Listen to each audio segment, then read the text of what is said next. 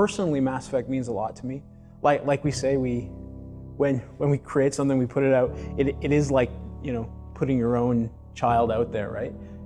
That feeling still exists. I mean, eventually I'll move on to another IP, I'm sure, eventually. And I had the choice even previous to this, right? But for now, Mass Effect, it's too special to me, and it's too important, I think, to RPGers in the gaming community. I mean, who wouldn't take that opportunity to do that, right?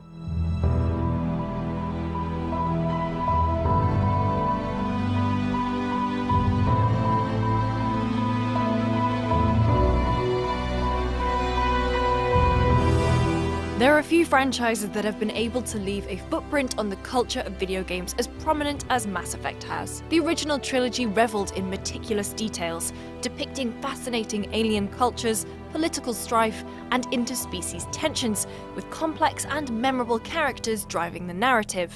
For a generation of gamers like me, Mass Effect is our Star Trek. It's our Doctor Who, our Star Wars. But as with all major fandoms, Mass Effect is not without its controversies. The original trilogy was built on choice and consequence. It promised players that each of their actions, however big or small, would have ramifications on the outcome of the story. And across 3 games spanning over 100 hours, it lived up to that promise. Right up until its final moments. In Mass Effect 3, as the curtains drew to a close and players took the final steps on their journey, the game jettisoned the characterization and storytelling nuances that had defined the series. For some fans, these final moments have marked the legacy of the series as strongly as everything BioWare achieved in the hours preceding them.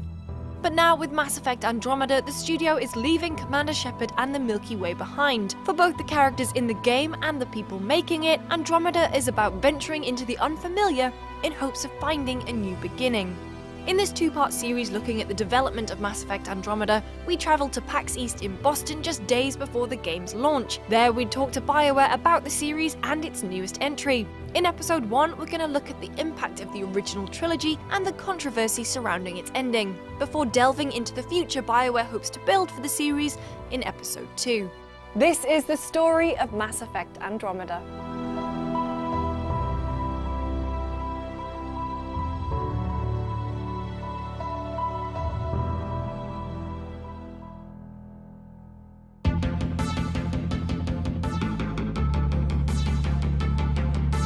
Mass Effect launched in 2007, a year filled with landmark titles, the influence of which are still seen in the games of today. It was a year in which Call of Duty 4 redefined first-person shooters for the modern age. BioShock enraptured us with a thought-provoking commentary on player agency, and Nintendo reminded us of the pure joy gaming can inspire with Super Mario Galaxy. So yeah, 2007 was a momentous year, with the sheer brilliance of these blockbusters dwarfing all but the most groundbreaking releases. And amongst it all, there was one title that really stood out from the crowd. It was a game that, while not perfect, showed immense ambition.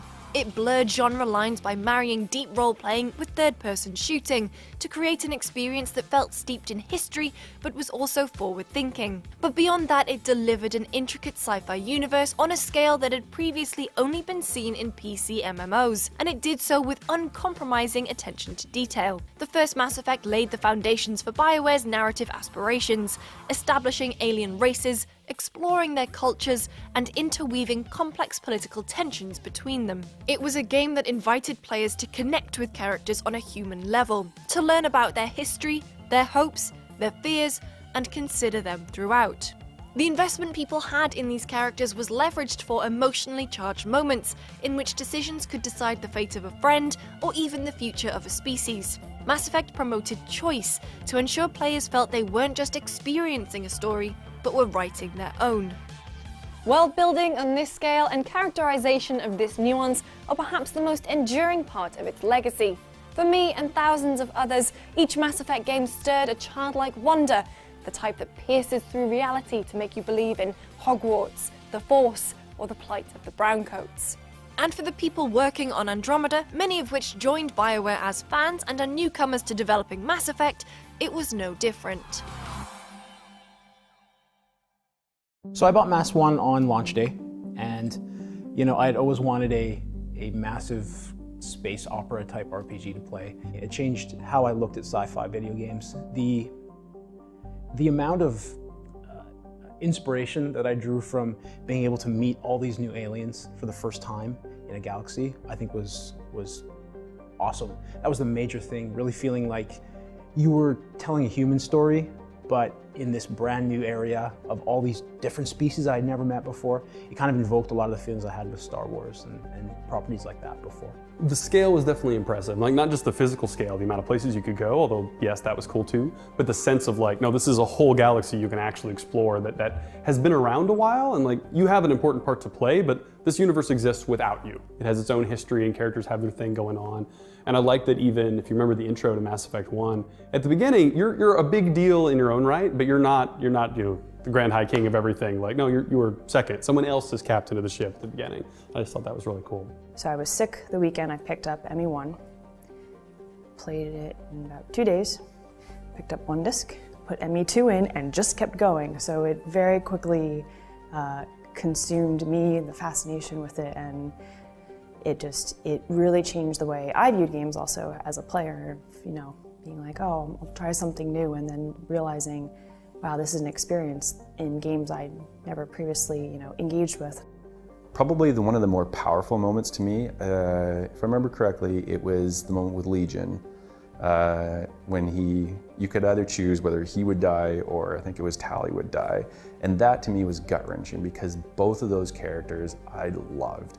And I remember playing it through the one time, and then I think Legion died. I'm like, no, this is wrong. And then go back, load the save again, play it through, then Tali died the next time, and I'm like, I can't do it.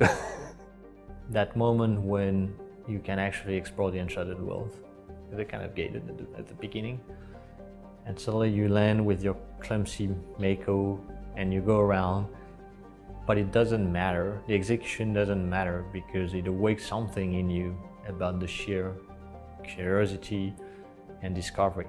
But you realize after, when you keep playing the trilogy, that feeling of curiosity, the will to discover, actually applies to people, to the other character, and this is what Mass Effect 2 explores, etc. And this is, so for me, the definition of Mass Effect at a personal level starts there. That little childhood sparkle that suddenly lights in you and say, oh, I just want to explore that. And then you want to explore relationship, and then you want to explore something else.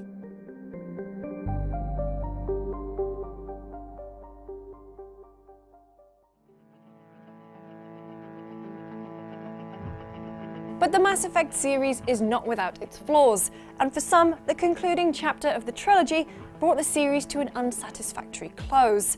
Players had poured themselves into the series and charted a path for the narrative that felt unique and personal to them. They made the universe their own, but in its final moments, their impact felt diminished. BioWare faced a difficult challenge. To finish the trilogy, it needed to exert its own authorship over a narrative that, until then, had largely been guided by player decisions. And in doing so, it had to wrap up the trilogy in a way that accounted for all those decisions, arguably an impossible task. BioWare's solution was to offer 3 resolutions that, together, provided an end to the broader narrative, but failed to properly pay off the many relationships players had cultivated over the series. The response to the ending was resounding, with aggrieved fans letting BioWare know of their displeasure through various grassroots movements and social networks. It was a lot of pressure on us, and we put a lot of time and love into tying off those story threads. But you never know, right? You never know. What we think is like, oh, that's gonna nail it, that's gonna be awesome, everyone's gonna love this. Some people might not, and you don't really know until you put the game out. As we've seen in the past, we generate a lot of passion from our fans. And ultimately, you need to take that as a reward, right? People care about what you do, but you need to accept that passion goes both ways. It really felt like it ended, and like I said, had the ending, gone off a little bit more smoothly, I think we would have really personally, emotionally had that closure a bit more. But as far as saying goodbye to the characters and the world, I'd kind of already done that. I felt like I'd done that through the process of just putting that out there and developing it, right? Oh, we weren't happy. We weren't happy because this was our baby as much as it was anyone else's, right? Wanting to send it off and make it, the satisfying thing that people wanted. But as time went on, and as things died down a little bit, and we look back, and we continued with some of the DLC and the Citadel, we're still very, very proud of it. We're still very happy with what we did. And I think it set the stage for the future, because it formalized for us that Shepard's story was done, and that we told all we wanted to tell in that universe. So it kind of prompted us to look forward and say, okay, well, what's next for Mass Effect?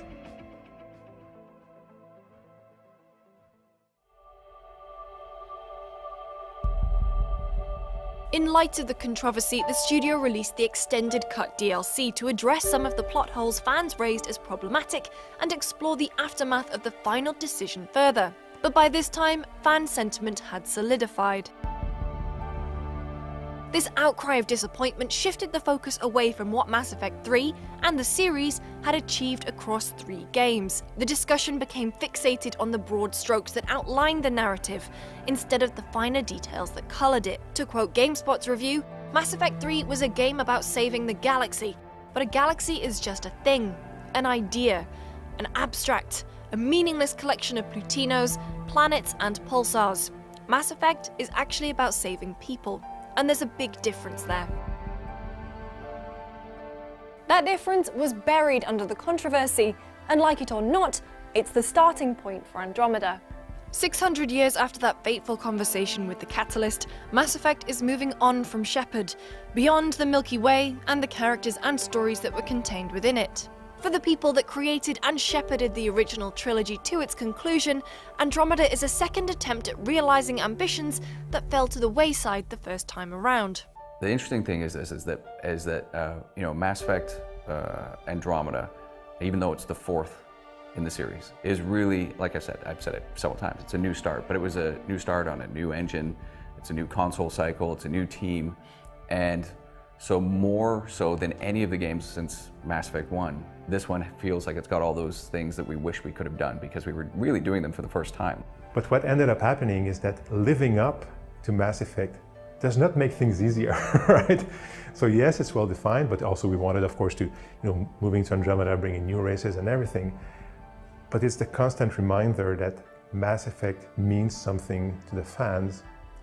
And as much as you want to move that game forward, if you don't deliver what people expect in the Mass Effect game, it doesn't matter. And for me, as much as it's a constant pressure on us, it's a good pressure that keeps us going, and that's where I take my energy. So my experience with Mass Effect is less about the game itself and more about what it means for so many people and how that translates into our fuel, if you want, right? If you go to the PAX show floor tomorrow, you will see tons of Mass Effect cosplay. You will see hundreds of people who care desperately about the franchise. Most other developers can't say that they have a magic like that built into their fan base. So they kind of lift us up, right? It's them who make the possibilities for the future. It's not, us or the money or anything like that.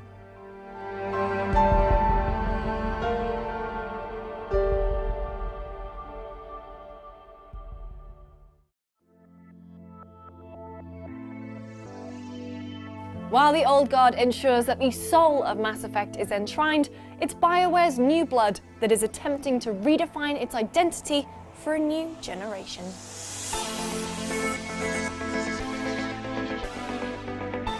Fans are at the heart of Mass Effect, and in episode 2 of this series, we'll be talking to the developers that admired the franchise from the outside, but who are now charting its future from within.